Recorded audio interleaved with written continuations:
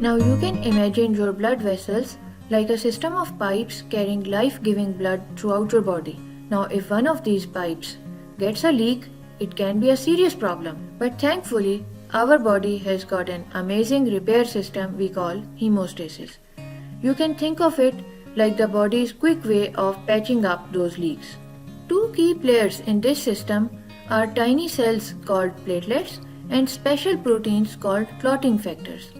Now these platelets, they have got a capability of becoming spiky and sticky and clumping together when activated, while the clotting factors, they can entangle this clump of platelets into a mesh of fibers, making it into what we call a clot. Now there are a number of clotting factors and each clotting factor has a specific role to play. For this, like members in a team, they are assigned numbers. Now normally in the circulating blood, there are platelets as well as the clotting factors, but they are inactive. You can imagine that the clotting factors are present in the blood, but they are sleeping. This is because we don't want clots forming when there is no injury.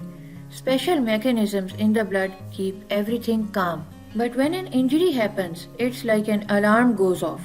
The platelets rush to the damaged area and become sticky, clumping together to form a temporary plug. At the same time, the clotting factors, they start to wake up, but in a precise order. Think of it like a domino effect.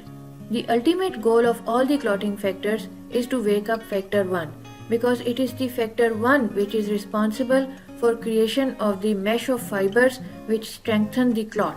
The dude has short hair when it is sleeping, but when it wakes up, its hair starts to grow and it entangles all the blood cells and the platelets within the clot. The mesh of fibers reinforces the platelet plug, making it a strong barrier to stop the bleeding. While this clot is forming, other helpful proteins like some growth factors get to work repairing the damaged vessel lining and the tissues underneath. Once the vessel is healed, another important protein called TPA or tissue plasminogen activator comes along like a cleanup crew and dissolves the clot, restoring smooth blood flow. If you are suffering from hemophilia, one of these crucial clotting factors is missing in your blood. The most common types involve either factor 8 deficiency or factor 9 deficiency. Now since these factors are essential for forming a strong clot, if your body cannot produce enough of them, even a minor injury can lead to prolonged bleeding and significant blood loss, which can be very dangerous. But here's the good news. Medical science has made incredible progress. We can now produce these missing clotting factors in the lab. This means that people with hemophilia can receive these factors when needed to help their blood clot properly. Furthermore, there are ways to be proactive and avoid situations that might lead to injury. By understanding your condition and taking precautions, you can live a full and active life.